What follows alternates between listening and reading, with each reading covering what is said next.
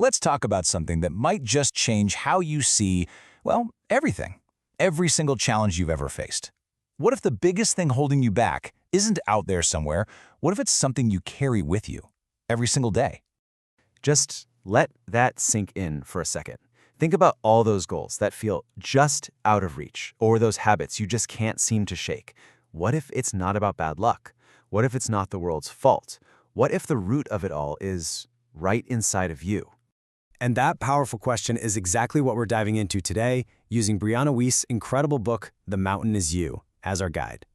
The whole idea is that, yes, we are our own biggest problem, but here's the good part. That means we're also our own greatest solution. To really get it, though, we have to start with the core metaphor she uses. She calls it the mountain. And no, obviously, it's not a real mountain of rock and ice. It's that huge internal block that's standing between you and the life you actually want. It's made of all that stuff, the anxiety, the self-doubt, that feeling of just being stuck. So how does this mountain even get built? Well, picture this. There's a part of you, your conscious mind, that's hitting the gas. It knows what it wants, it's dreaming big, but then there's this other, unconscious part of you that is slamming on the brakes hard, and you don't even know why. That internal tug-of-war, that friction, that's what builds the mountain. All right, so this brings us to the first big shift in thinking. We've got to change how we look at our biggest challenges. You know, we tend to think that hitting rock bottom is the absolute worst, the end of the line. But this book flips that idea on its head. It says those moments, our lowest points, are actually where the real growth begins. I love this quote because it says it all. A breakdown isn't the end. It's more like a necessary demolition. It's the moment all our old ways of coping, all the things we used to do to get by, just stop working. And that forces us, finally, to look at what's really going on. It's that quiet moment when a star collapses, right before it explodes into a supernova. And here's where it gets really interesting. This completely reframes that thing we all do and hate, self-sabotage. We beat ourselves up over it, right? We think it's a weakness or that we lack willpower. But what if it's not? The book's big idea is that self-sabotage is actually a coping mechanism. It's your subconscious mind trying to protect you, trying to get a very real need met, even if it's going about it in a totally backwards way.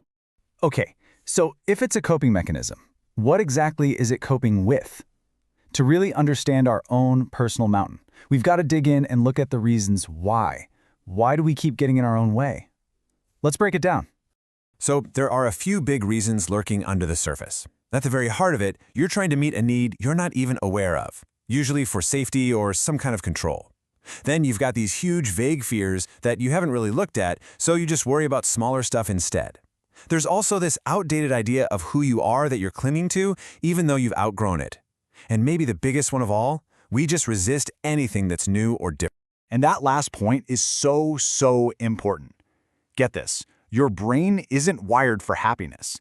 It's wired for familiarity. It thinks whatever is familiar is safe, even if it's painful. So if you grew up with chaos, a peaceful, happy relationship might actually feel terrifying. And without even realizing it, you'll do something to mess it up, just to get back to that familiar feeling of struggle. It's like we have a happiness ceiling, and when we hit it, we freak out and pull ourselves back down. And you'll definitely recognize how this stuff shows up in daily life. I mean, look at this list. Perfectionism. That's not about being excellent. It's usually just being terrified to start. Or constantly being busy. It's a great way to avoid what you really need to deal with. Procrastination, downplaying your wins, you see them here. These aren't just quirky personality traits. They're symptoms. They're clues to that deeper battle going on inside.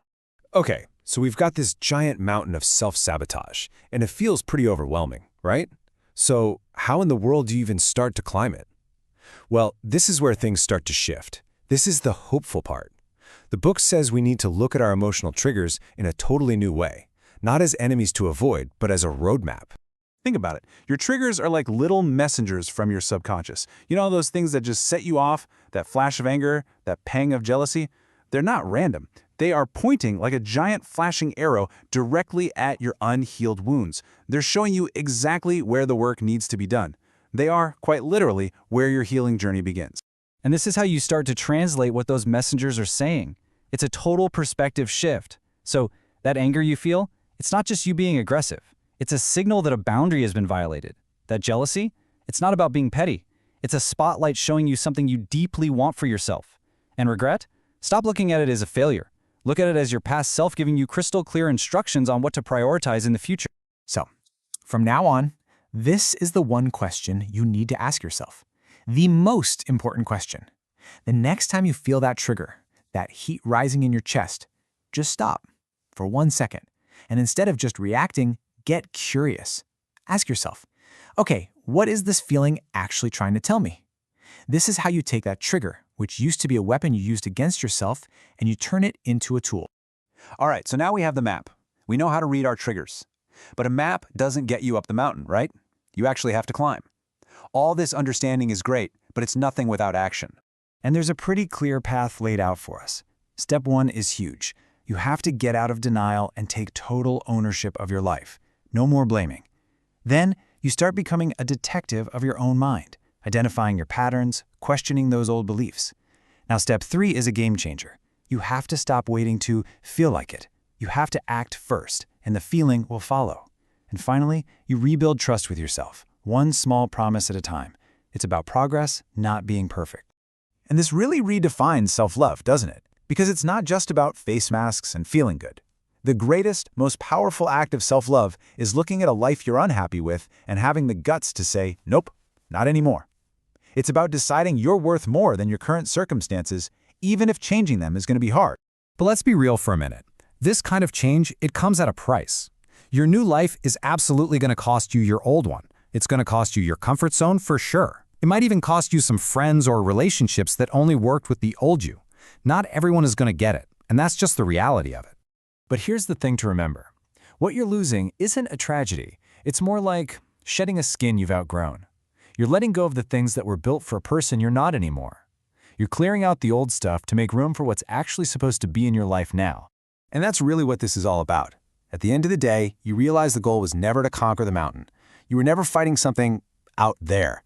The whole point of the journey, the breakdowns, the climb, all of it, was to learn how to master yourself. The mountain, it wasn't the obstacle. It was just the path to get you there.